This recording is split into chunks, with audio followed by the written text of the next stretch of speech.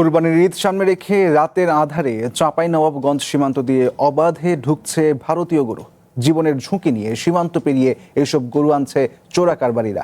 BGB BSF এর হাতে অনেকে আটক, এমনকি আহত নিহত হলেও বন্ধ নেই গরু চোরাচালান। ভারত থেকে এইভাবে গরু আসতে থাকলে লোকসানের সংখ্যা খামারিদের।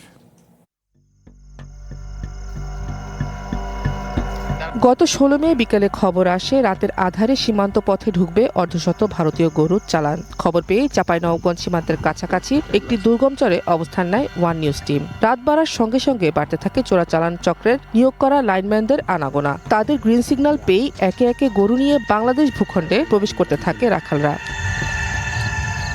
সীমান্ত সুরক্ষার দায়িত্বে থাকা বিজিবির উপস্থিতি চোখে না পড়ায় নির্বিঘ্নেই গরু পার করে গন্তব্যে পৌঁছে দেন পাচারকারীরা। রাখালদের বক্তব্য নিতে গেলে চ্যানেল ওয়ানের চাঁপাইনবাবগঞ্জ প্রতিনিধিকে হত্যার হুমকিও দেওয়া হয়। তবে মাঝে মধ্যে কিছু গরু চালান আটক করার দৃশ্য দেখা গেছে বিজিবির পাঠানো ফুটেজে। সীমান্ত পথে অবাধে ভারতীয় গরু প্রবেশে ক্ষোভ বেড়েছে স্থানীয় খামারিদের মাঝে। তাদের দাবি, ঈদ সামনে রেখে ধার দেনা এমনকি ব্যাংক ঋণ নিয়ে গরু লালন পালন করছেন তারা। কিন্তু গোখাদ্যের বাড়তি দাম আর ভারতীয় গরুর অবাধ প্রবেশে লোকসানের সংখ্যা দেখা দিয়েছে।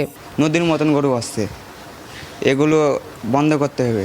এই গরু যদি পার হয় তাহলে আমাদের ঘাটতিতে পড়ে যাব।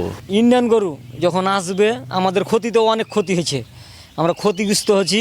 আবার যদি ইন্ডিয়ান গরু ঢোকা বন্ধ হয় আমাদের পক্ষে সব থেকে নিরাপত্তা। তো আমরা সরকারকে অনুরোধ করব যেন কোনো সীমান্ত, বাংলাদেশের কোনো সীমান্ত থেকে যেন গরু পাচার না হয়, যেন বাংলাদেশে না প্রবেশ করতে পারে। করোনার পর দীর্ঘ সময় লোকসান গুনেও খামার টিকিয়ে রেখেছিলেন জেলার খামারিরা। এবার ঘুরে দাঁড়ানোর স্বপ্ন নিয়ে বাড়ানো হয়েছিল খামারের সংখ্যাও। কিন্তু ভারতীয় গরু অবাধ প্রবেশে সেই স্বপ্ন ফিকে হয়ে আসছে। কয়েকদিন ধরে ইন্ডিয়া থেকে ব্যাপক হারে গরু ঢুকছে। এটা আমাদের জন্য খুবই কষ্টকর একটা ব্যাপার, কারণ আমরা খামারিরা এত কষ্ট করে গরু লালন পালন করে যদি ইন্ডিয়া থেকে গরু ঢুকে তাহলে এটা আমাদের জন্য খুবই ক্ষতিকর, দেশের জন্য ক্ষতিকর। খামারিদের পাশাপাশি উদ্বেগ প্রকাশ করেছেন ব্যবসায়ীরাও। তাদের দাবি, দেশীয় খামারিদের সুরক্ষায় দ্রুত কার্যকর ব্যবস্থা নেওয়া প্রয়োজন। তাছাড়া চোরাচালান বেড়ে গেলে সীমান্তে বিএসএফ এর গুলিতে বাংলাদেশি নাগরিকদের হত্যার ঘটনাও বেড়ে যায়। আমরা যেখানে সক্ষম, আমরা কেন পার্শ্ববর্তী দেশ থেকে গরু আমদানি করব? আর গরু আমদানির কারণে আমাদের খামারিরা আর্থিকভাবে ক্ষতিগ্রস্ত হবে।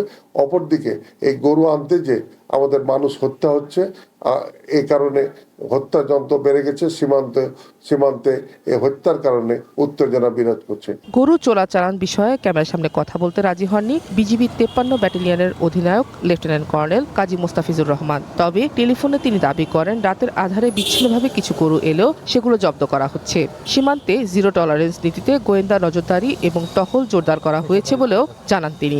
আমাদের যে সমস্ত চোরাচালান প্রবণ এলাকা যেগুলো রয়েছে সেগুলো অলরেডি কিছু কিছু জায়গায় আমরা চিহ্নিত করেছি এবং সে সমস্ত বিওপি এলাকায় আমাদের অতিরিক্ত জনবল মোতায়েন করা হয়েছে এবং একই সাথে আমাদের নজরদারি এবং গোয়েন্দা নজরদারি গুলো বৃদ্ধি করা হয়েছে যাতে এগুলা চোরাচালান যাতে না হয়। জেলা প্রাণী সম্পদ দপ্তরের তথ্য মতে এবার চাঁপাইনবাবগঞ্জে কোরবানির জন্য প্রস্তুত করা হয়েছে 2,26,000-এর বেশি পশু। স্থানীয় চাহিদার তুলনায় প্রায় 30% পশু উদ্বৃত্ত রয়েছে জেলায়।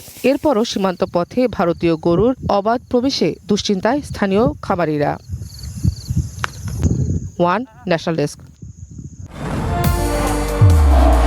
নির্মাণে নাম্বার 1 শাহ সিমেন্ট। কোরবানির ঈদ সামনে রেখে রাতের আধারে চাঁপাইনবাবগঞ্জ সীমান্ত দিয়ে অবাধে ঢুকছে ভারতীয় গরু। জীবনের ঝুঁকি নিয়ে সীমান্ত পেরিয়ে এসব গরু আনছে চোরা কারবারিরা। এই বিষয়ে আরও জানাতে চাঁপাইনবাবগঞ্জ থেকে যুক্ত হচ্ছেন তারেক রহমান। তারেক, গরু চোরাচালান বন্ধে বিজিবির অবস্থান কি? এই বিষয়ে খামারিদের নিশ্চয়তা প্রদানে প্রশাসন কি বলছে?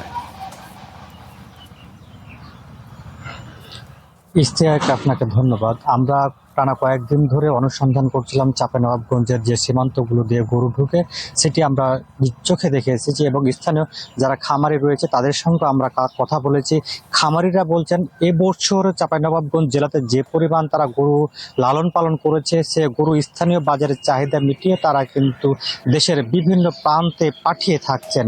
এরপরও ভারত থেকে কি কারণে গরু আসে সেটি তাদেরকে ভাবিয়ে তুলেছে। তারা বলছেন ভারত থেকে গরু যদি না আসা বন্ধ হয় হয়, তবে এখানকার যারা খামারি রয়েছে তারা বিপদে পড়বেন, তারা সংকটের মধ্যে পড়বেন, তারা অর্থনৈতিকভাবে ধ্বংস হয়ে যাবেন। এছাড়া আর একটি বিষয় উদ্বেগ বাড়িয়েছে, সেটি হচ্ছে স্বাস্থ্য পরীক্ষা। এই ভারত থেকে যে গরুগুলো আসছে সেটি স্বাস্থ্য ঝুঁকির মধ্যে ফেলছে বলে তারা আমাদেরকে জানিয়েছেন। আমরা চাঁপাইনবাবগঞ্জের যারা চেম্বার অ্যান্ড কমার্সের সভাপতি আছেন, তিনি আমাদেরকে জানিয়েছেন যে পরিমাণ ভারত থেকে গরু আসছে, এই গরুর আনতে গিয়ে ভারতের যারা বিএসএফ সদস্য আছে, বিএসএফ সদস্যদের হাতে অনেকে নিহত হচ্ছেন, আহত হচ্ছেন, নির্যাতনের শিকার হচ্ছেন। তারপরেও কিন্তু বন্ধ হচ্ছে না ভারতীয় গরু চোরাচালান। গরু চোরাচালান বন্ধ না হলে একেবারে প্রান্তিক পর্যায়ে যারা কৃষক আছে এবং যারা খামারি রয়েছে তারা বিপদের মধ্যে পড়বে। তারা অনেকে গোখাদ্য দাম বেড়ে যাওয়ার কারণে তারা একেবারে বিভিন্ন এনজিও থেকে লোন নিয়ে এবং বিভিন্ন ধার না করে তারা খামার গড়ে তুলেছেন, তাদেরকে একেবারে আর খামার করতে পারবেন না বলে তারা আমাদেরকে জানিয়েছেন।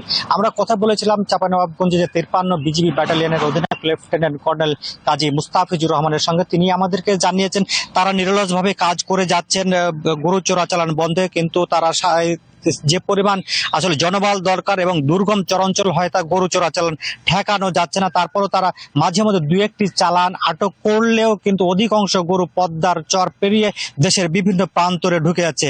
এবং কি স্থানীয় কিছু চোরা কারবার রয়েছে, যারা গডফাদার রয়েছে, সেই গডফাদার গুলা ধরাছোঁয়ার বাইরে থেকে যাওয়ার কারণেই গরু চোরাচালান বন্ধ হচ্ছে না। আমরা প্রাণী সম্পদ কর্মকর্তার সঙ্গে কথা বলেছিলাম আমাদের 5টি উপজেলাতে, তিনি যে বিষয়টি জানিয়েছেন ছোট বড় মিলে এবার 2,26,050 পশু কোরবানির জন্য প্রস্তুত রয়েছে। এর বিপরীতে জেলায় কোরবানির পশুর চাহিদা 1,67,202টি। ফলে স্থানীয় চাহিদার তুলনায় প্রায় 30% বা 58,848টি পশু উদ্বৃত্ত রয়েছে, যা দেশের বিভিন্ন জেলায় সরবরাহ করা হবে। প্রস্তুত করা পশুর মধ্যে 43,824টি ষাঁড় রয়েছে। এছাড়া কিন্তু ছোট বড় বিভিন্ন রকমের বিভিন্ন পশু রয়েছে। এই পশুগুলাও কিন্তু উদ্বৃত্ত থেকে যাবে, তারা বিভিন্ন জেলাতে পাঠানোর প্রস্তুতি নিচ্ছে। সব মিলে খামারিরা বলছে দ্রুত সময়ের মধ্যে সীমান্ত সিলগালা করতে হবে এবং সীমান্ত দিয়ে গরু যেন কোনো ক্রমে ঢুকতে না পারে সেটি তারা নিশ্চিতের দাবি জানিয়েছেন। ইশতিয়াক, এই ছিল আমার কাছে সীমান্তে গরু পাচার নিয়ে সর্বশেষ পরিস্থিতি। ধন্যবাদ তারেক। চাঁপাইনবাবগঞ্জ থেকে গরু চোরাচালান বিষয়ে প্রশাসনের অবস্থান নিয়ে জানাচ্ছিলেন তায়েক রহমান।